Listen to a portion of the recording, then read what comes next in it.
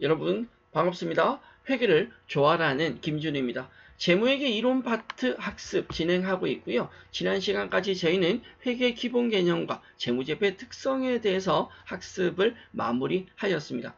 이번 시간부터 우리는 회계 순환 과정에 대해서 살펴보고자 하는데요. 먼저 보실 내용은 회계상의 거래 식별과 거래의 8요소라는 내용입니다.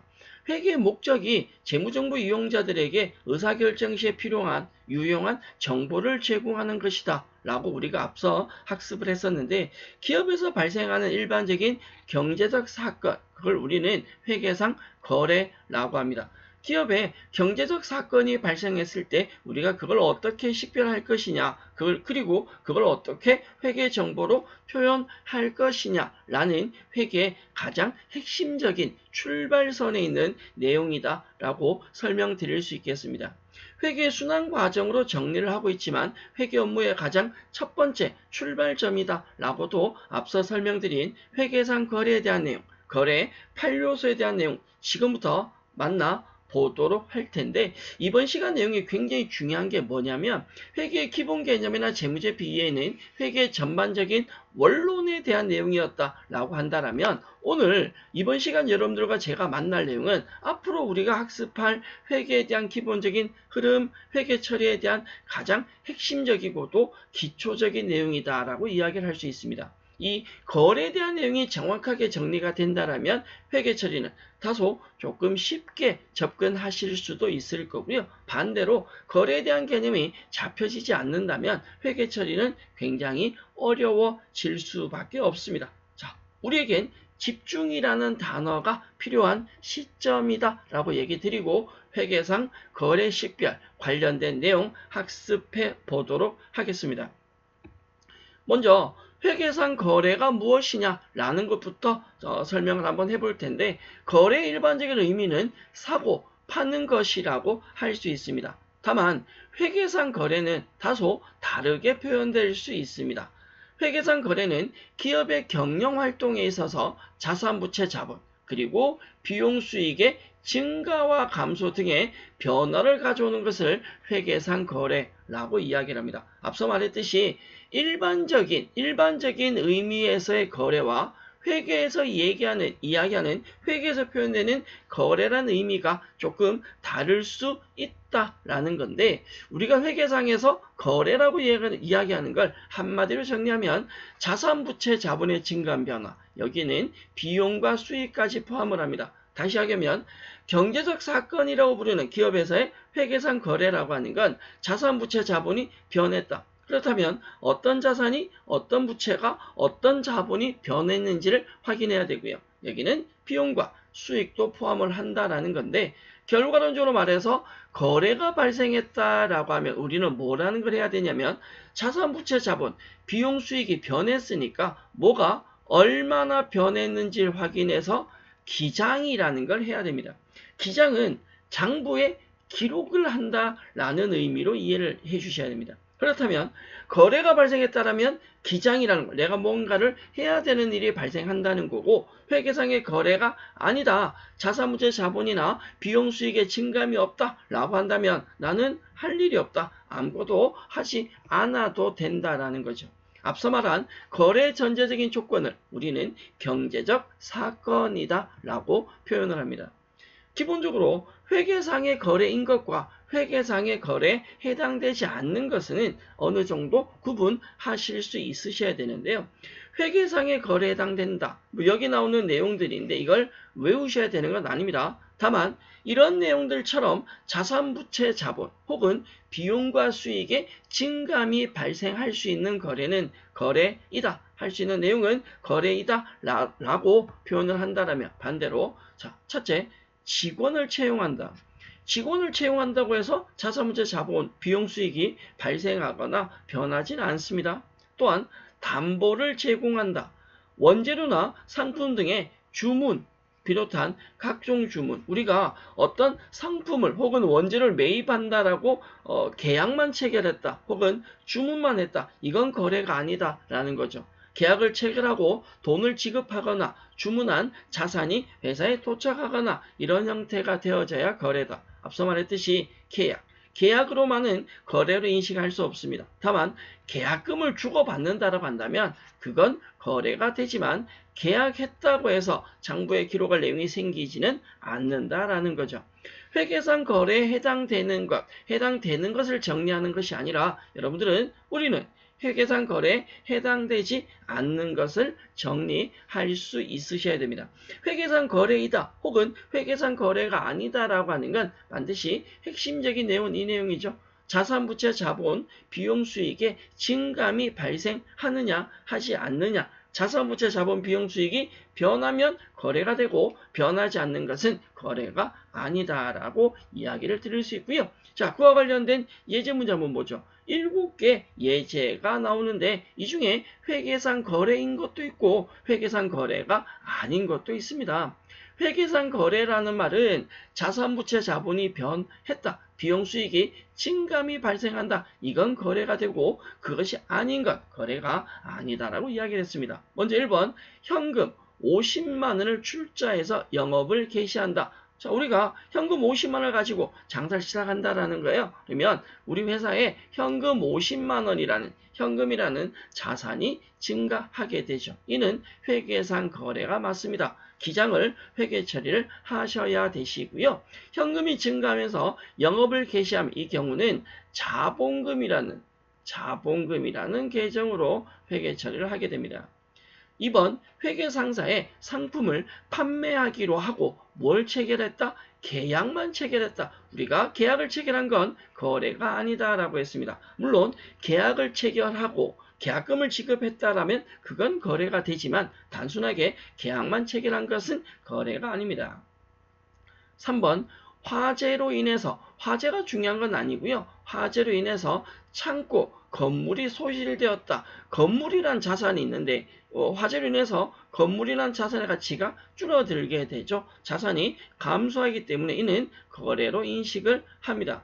건물이 화재로 소실되게 되면 재해 손실이라는 비용까지 발생하게 되고요. 4번 갑니다.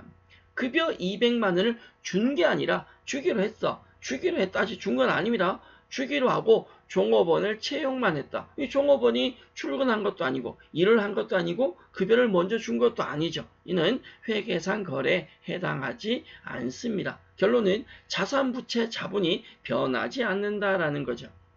합격 상사에 상품 30만 원을 매입하기 위해서 주문만 했다. 이건 2번과 동일하죠. 계약을 했다. 이건 거래에 해당하지 않습니다. 물론 주문을 하고 물건이 도착하거나 주문 대금을 미리 지급했다면 그건 거래로 인식을 해야 되지만 단순하게 주문만 한 것은 거래라고 이야기를 할 수 없습니다. 6번 조금의 실수로 금고에 보관 중인 현금을 도난당했다. 현금 잃어버렸죠. 그럼 현금이란 자산이 감소할 거고요. 도난당하게 되면 잡손실이라는 계정으로 처리를 합니다. 이건 거래 맞고요. 7번 2년 뒤에 상환하기로 하고 얼마인지 모르겠지만 대출은행에서 현금을 차입했다. 현금을 차입하다라는 건 2년 뒤에 상환, 갚기로 하고 돈을 빌려온 겁니다. 현금이 증가하면서 현금이라는 자산이 증가하면서 2년이니까 장기 차입금이라는 부채가 발생하게 됩니다. 앞으로 저희가 학습을 이어가면서 회계 처리를 함에 있어서 이것이 거래인지 아닌지에 대한 평가, 판단 기준은 반복해서 학습을 하겠지만 기본적인 예제, 7가지 예제에 대해서는 염두에 정리해 주시고 다음 내용으로 넘어가시면 좋겠습니다. 자, 우리 회계상 거래 인식에 대한 기출 예제 문제 하나 살펴보죠. 다음 중 회계상 거래에 해당하지 않는 것, 회계상 거래가 아닌 것을 물었습니다. 1번 상품의 구매 계약을 체결했다. 단순한 구매 계약 체결한 건 거래로 인식하지 않는다라고 했고요. 2번에 우편요금 지급, 3번 임대료 못 받았다. 못 받았지만 받아야 되는 임대료 발생은 한 거잖아요. 수익이라는. 4번에 급여 미지급했다. 2, 3, 4번은 거래에 해당하고요. 회계 처리를 하셔야 되지만 1번은 거래에 해당하지 않습니다. 기본적인 기업의 경제적 사건이 거래이다 라고 했을 때 그 거래는 자산부채 자본이 변한 거다 라고 했습니다. 그 거래가 발생할 때 어떤 형태로 발생하냐라고 하는 걸 우리는 거래 판료소라고 하고요. 거래 판료소는 전체 8가지의 경우의 수로 발생할 수 있습니다. 회계상 모든 거래는 차변 요소와 대변 요소, 왼쪽과 오른쪽으로 나뉘어서 정리될 수 있고요. 자산 부채 자본의 증감 변화나 비용 수익이 증감이 거래라고 했을 때 이 거래가 어떻게 발생하느냐, 어떤 형태로 나타나느냐라고 하는 걸 우리는 거래 판료소라고 하고, 차변 요소와 대변 요소로 구분해서 크게 8가지의 형태로 표기를 합니다. 이 거래 판료소는 여러분들이 암기를 하셔야 되고요. 사실은 어느 정도 이미 암기가 되어 있는 상태입니다. 못 믿으시겠죠? 여러분들 지금 알고 계시는 건데 여러분들의 무한한 능력을 절대 무시하지 마십시오. 여러분들은 굉장한 능력을 가지고 있는 분들입니다. 이 거래 판료소에서 나오는 내용이 뭐냐면, 판료소는 잠시 설명할 거고, 거래 이중성이라는 것과 대차 평균의 원리로 이어지게 되는데, 거래 이중성은 회계상에 하나의 거래가 발생하면 재무제표상에 차변과 대변 양쪽에 동시에 영향을 줍니다. 그걸 우리는 거래 이중성이라고 하고요. 기본적으로 거래가 발생한다면 차변 요소도 발생하고 대변 요소도 발생한다. 모든 거래는 보다시피 차변에 있는 이 차변 요소 4가지 중에 한 가지와 대변 요소 중에 어느 하나가 합해져서 하나의 거래가 된다라고 생각을 하셔야 되고요. 이 거래 이중성에 의해서 대차 평균의 원리가 만들어지는데, 거래 이중성에 의해서 양쪽에 동일한 금액을 기록하기 때문에 모든 거래는 차변 합계와 대변 합계가 항상 일치합니다. 예를 들어 거래가 3가지가 발생했다라고 가정할 때 하나의 거래인 A 거래가 차변과 대변 금액이 같다. 이건 거래 이중성이다라는 거죠. 두 번째, B 거래도 차변과 대변이 같습니다. 세 번째, C 거래도 차변과 대변이 같다라고 할 때 이들에 의한 차변 전체 합계와 대변 전체 합계도 당연히 동일한 금액이 들어가겠죠. 이걸 우리는 대차 평균의 원리다라고 하고요. 이 거래 이중성이나 대차 평균의 원리는 바로 일정한 원리, 원칙에 의해서 작성되는 복식부기의 가장 기본적인 원리에 해당하고요. 이는 자기 검증 능력의 기본 요소가 될 수 있습니다. 거래 이중성과 대차 평균의 원리는 조금 챙겨두시고, 그렇다면 기본적인 경제적 사건 회계 처리의 핵심이라고 할 수 있는 거래 판료소를 조금 더 파헤쳐 보도록 할 텐데, 조금 전에 제가 여러분들한테 이 거래 판료소 어느 정도는 암기를 하고 있습니다라고 얘기를 드렸거든요. 여러분들이 뭘 할 수 있어야 되냐면, 거래 판료소는 거래가 발생할 수 있는 8가지의 요소, 차변 요소 4가지와 대변 요소 4가지가 있는데요. 이 8가지를 채울 수 있으셔야 합니다. 자산 부채 자본이나 비용 수익이 어떻게 증가하고 감소하는지, 어디에서 발생하는지를 채울 수 있으셔야 되는데 이미 알고 계시다라고 했는데 정리 한번 해볼까요? 우리는 앞서 재무제표에 대해서 이야기를 하면서 재무상태표와 손익계산서에 대한 얘기를 했었습니다. 일정 시점의 재무상태를 일정 기간의 경영성과를 나타내는 것이 재무상태표와 손익계산서였죠. 재무상태표의 기본 구성과 손익계산서의 기본 구성이 달랐습니다. 재무상태표는 차변에 자산을 기록하고요. 대변에 부채와 자본을, 손익계산서는 차변의 비용을 그리고 대변의 수익을 작성했었습니다. 맞습니까? 기억나십니까? 다시 하겠어. 자산은 차변에 기록을 하고요. 부채, 자본은 대변에. 그죠? 자산은 차변에, 부채와 자본은 대변에 기록을 했는데, 자, 거래 판료소로 한번 가보겠습니다. 거래 판료소의 제일 첫 번째 차변 요소가 뭐냐면 자산의 증가입니다. 결론적으로 말해서 자산이 증가한다라고 한다면 이건 어디에? 차변에 기록을 해야 된다라는 거고요. 대변의 두 번째 요소에 보면 부채의 증가가 나오고 자본의 증가가 나옵니다. 자, 다시 자산의 증가는 차변에, 부채와 자본의 증가는 대변에 기록한다. 위치가 정해져 있다. 지금 보시는 자산의 증가, 부채 증가, 자본 증가 이 세 가지는요. 재무상태표 구성 요소와 동일한 구조가 되죠. 자산 차변, 대변의 부채 자본. 그러면 자산의 증가를 차변에 쓴다면 자산의 증가 반대인 자산의 감소는 대변으로 갑니다. 부채의 증가가 대변이라면 반대인 부채의 감소는 차변으로 갈 거고요. 자본 증가가 대변이라면 자본의 감소, 자본 증가 반대인 자본의 감소는 차변으로 갑니다. 이는 차변 요소와 대변 요소를 굳이 구분해서 정리하기보다 이렇게 예를 들어 T자를 하나 그려준다면 이는 재무상태표와 동일한 구조가 됩니다. 또한 차변 요소 마지막에 비용의 발생이 들어가고요. 대변 요소 마지막에 수익의 발생이 들어가는데, 즉 비용이 발생하면 차변에 쓰고 수익이 발생하면 대변에 써라라는 거거든요. 이걸 우리는 손익계산서 구조로 생각하시면 따로 외우지 않으셔도 될 것 같습니다. 결론적으로 말하면 거래팔 요소, 차변 요소 4가지와 대변 요소 4가지, 8가지 요소는 재무상태표와 손익계산서를 조금 회계상 거래적으로 풀어서 정리해 놓은 것이다 라는 거고, 여러분들이 재무상태표와 손익계산서의 기본의 구조가 외워져 있다면 거래팔 요소는 굉장히 쉽게 접근할 수 있다라고 설명을 드릴 수 있습니다. 여러분들 거래팔 요소는요, 8개의 그 괄호의 내용을 충분히 채울 수 있으셔야 됩니다. 예를 들어서 이 상태다 하더라도 여기에 8개에 대한 항목을 충분히 채울 수 있으셔야 된다. 어렵지 않게 가능하셔야 된다. 먼저 자산, 부채, 자본, 증가죠. 반대편에 감소 들어갈 거고요.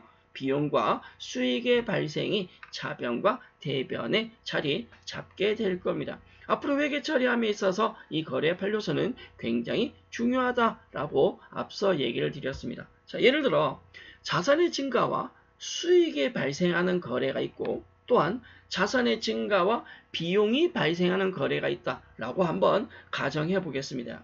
먼저 자산의 증가는 차변 요소고요. 수익의 발생은 대변 요소이죠. 모든 거래는 차변 요소와 대변 요소가 양쪽에 대립돼서 존재합니다. 그걸 우리는 거래 이중성이다 라고 했는데, 오른쪽에 보시면 자산의 증가와 비용 발생이 있습니다.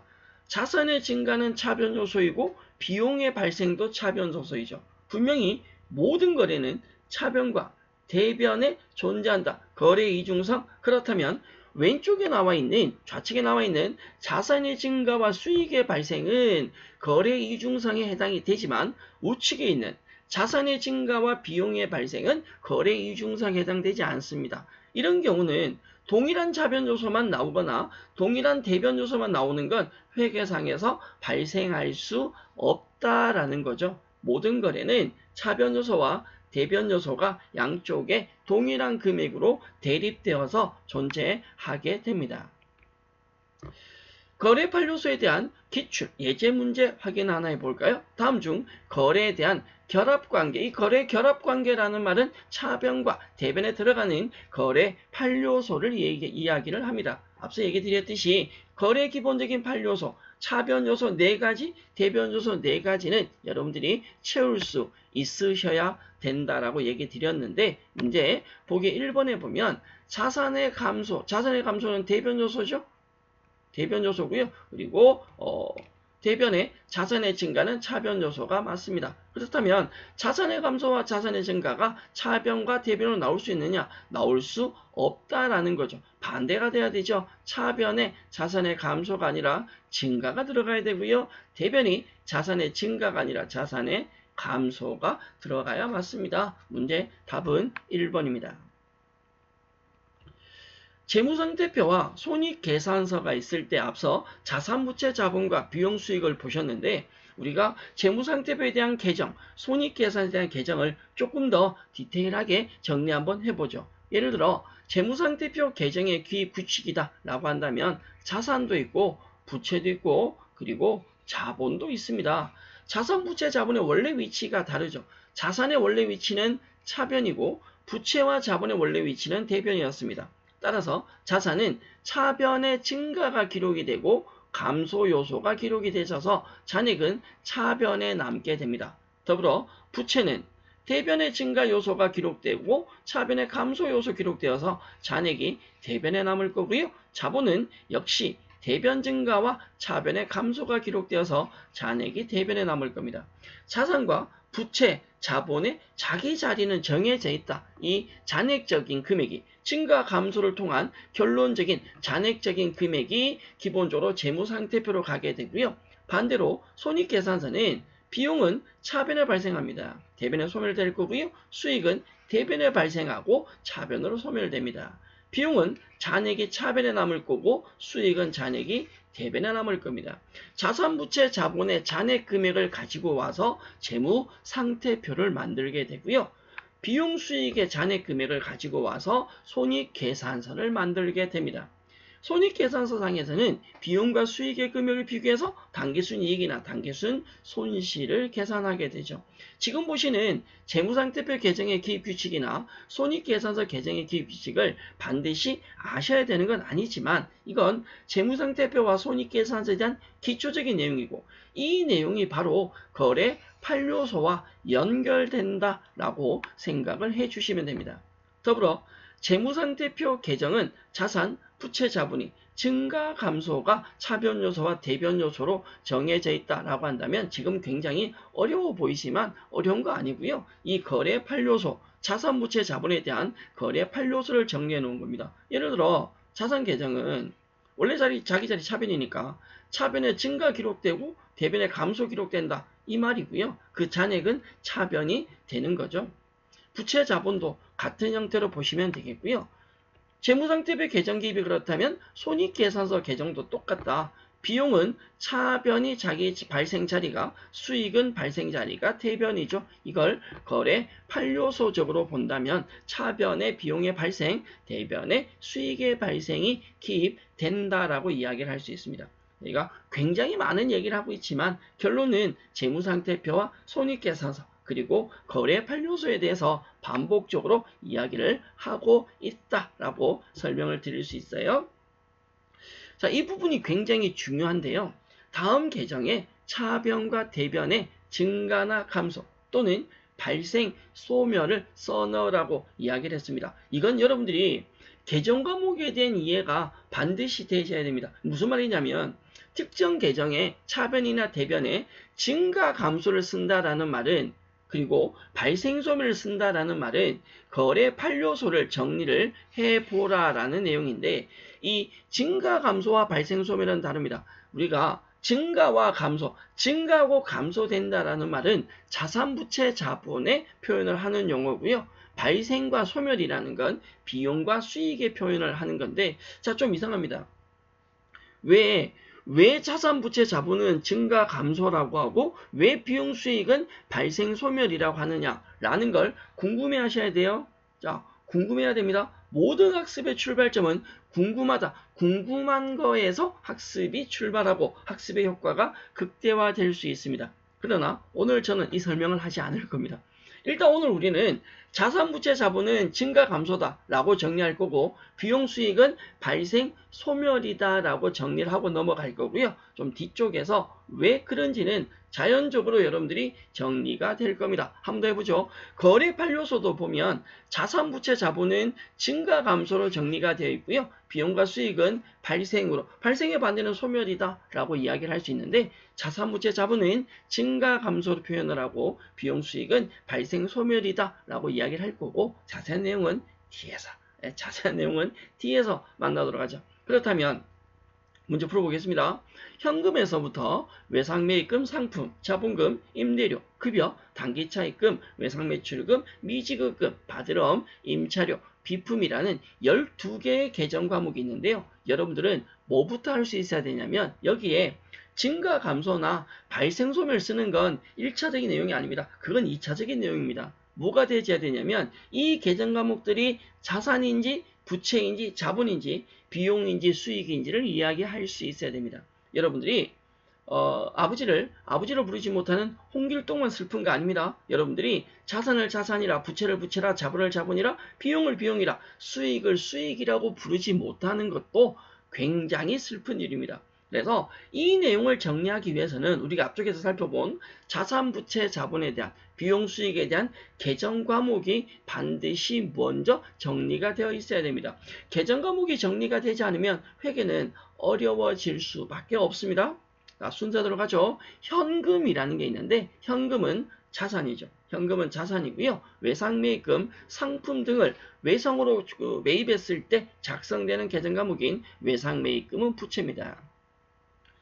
세 번째 나오는 상품은 판매하기 위해서 가지고 있는 자산이 되고요. 자본금은 자본이죠. 임대료는 월세를 받는 수익에 해당하고요. 급여는 월급을 지급할 때 쓰는 비용 계정입니다. 단기차입금, 부채 계정이고요. 외상매출금은 자산이죠. 미지급금은 돈을 지급하지 않은 부채에 해당하고요. 받으러움은 자산, 임차료는 임대료와 반대입니다. 비용에 해당하고 비품은 자산입니다. 세부적인 계정 과목에 대한 설명은 다 하지는 않았지만 여러분들이 기본 계정은 익혀주신 상태에서 자산인지 부채인지 비용인지 수익인지 구분하셔야 되는데 자 갑니다.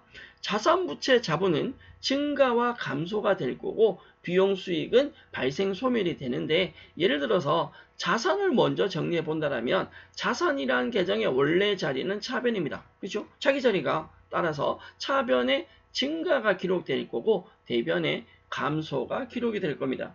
모든 자산 계정들은요. 차변의 증가가 기록이 됐고 대변의 감소가 기록이 됩니다.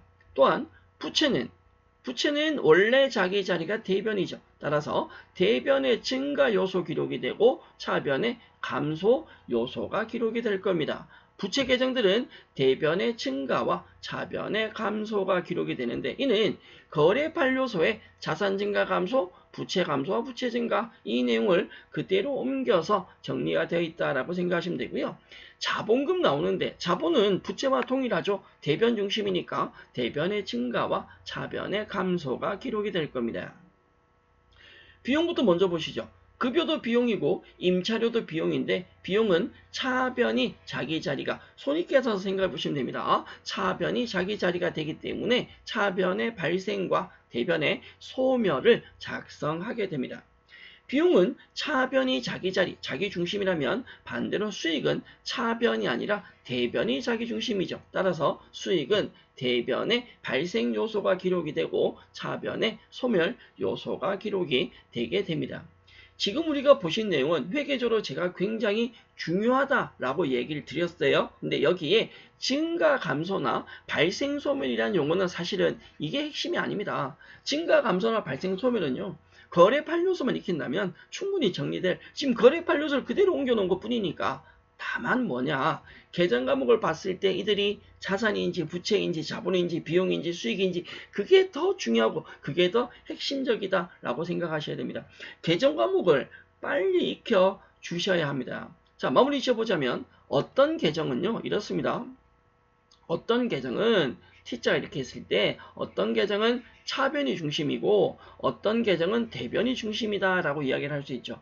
어떤 계정이 차변이 중심이다라고 한다면 차변의 금액이 더 크거나 잔액이 차변에 남거나 차변이 중심이라면 그 계정 과목은 자산이나 비용이 됩니다. 반대로 어떤 계정이 대변이 중심이다. 대변의 금액이 더 크거나 대변의 잔액이 남는다면 그 계정 과목은 부채나 자본이나 수익에 해당합니다. 이걸 영어로 표현하면요. 자산과 비용은 차변의 잔액이 남고 부채, 자본, 수익은 대변의 잔액이 남습니다. 이건 아주 간단한 회계의 가장 기본적인 원리입니다. 우리가 재무상태표와 손익계산서 얘기했을 때 재무상태표는 차변의 자산, 대변의 부채 자본이었고 손익계산서는 차변의 비용이, 대변의 수익이 들어간다라고 했습니다. 그걸 합해놓은 것이다. 이번 시간 저희가 기본적인 거래에 대한 개념, 이 거래인지 아닌지 판단과 거래 8요소에 대해서 굉장히 많은 내용을 하고 있지만 실제 거래 8요소 내용 자체는 한 가지고요. 여기에 연결되는 재무상태표와 손익계산에 대한 특성에 대해서 얘기했었고 그보다 중요한 건 계정 과목 분류를 할 수 있어야 된다. 앞서 학습한 내용에 대한 오늘은 이번 시간은 반복이 굉장히 많이 되었다라고 이야기를 할 수 있습니다. 강의를 학습을 계속 이어나가는 거 빨리 하는 것도 중요하지만 지금 시점에서 거래 판료소에 대한 이해가 분명히 되어져야 다음 단계 내용이 쉽다라고 제가 얘기 드렸습니다. 이거는 제가 100번을 강조해도 부족한 내용입니다. 거래 판료소가 굉장히 중요한데 그 거래 판료소가 이해가 제대로 되기 위해서는 거래 판료소를 제대로 활용하기 위해서는 우리가 앞서 학습한 내용에서 정리드렸던 계정 과목에 대한 자산의 종류, 부채 종류, 비용의 종류, 수익의 종류, 그들을 자산이라, 부채라, 자본이라, 수익이라고 부를 수 있는 내용은 먼저 학습이 되어져야 됩니다. 이건 진짜 부탁을 드립니다. 이번 시간 저희는 회계 순환 과정에 있어서 첫 번째 단계, 기본적인 기업의 경제적 사건이라고 이야기하는 거래에 대해서 살펴보셨고요. 기업의 경제적 사건이라는 거래가 발생한다? 그럼 이 거래를 거래 판료소에서 정리를 한다. 그걸 우리는 분계라고 하고요. 회계적으로 회계 처리가 분계가 되었다면 이걸 장부에 옮겨서 기록을 한다. 그걸 우리는 전기라고 합니다. 일반적 회계는 기장이라는 걸 하게 되고요. 장부에 기록을 하게 되는데 이 기록된 내용을 실질적인 장부에 옮겨준다. 그걸 전기라고 해서 기록된 내용을 옮겨서 기록한다라는 표현을 씁니다. 회계 순환 과정은 바로 거래가 발생했다면 그 거래를 분계를 하고 원장에 옮겨 쓰는 이 내용이 분계와 전기가 계속적으로 반복이 되고 그 계속적으로 반복되는 그 분계와 전기의 가장 핵심적인 내용이 바로 거래 판료소이고 거래 판료소에 의한 회계 처리를 위해서 가장 중요한 게 뭐라고요? 계정 과목이다라는 거죠. 계정 과목은 반드시 익혀 주셔야 됩니다. 회계 순환 과정의 첫 번째 단원인 거래 개념에 대해서는 여기까지 마무리를 하고요. 저희는 다음 시간에 분계와 전기 그리고 그 거래가 발생할 수 있는 기본적인 거래 종류에 대해서 학습을 추가로 이어나가도록 하겠습니다. 계정 과목 정리 부탁드린 거 이건 약속입니다. 반드시 익혀주시고 다음 내용에 다음 학습에 임해 주시면 좋겠습니다. 거래에 대한 내용은 여기까지입니다. 여러분 수고하셨습니다.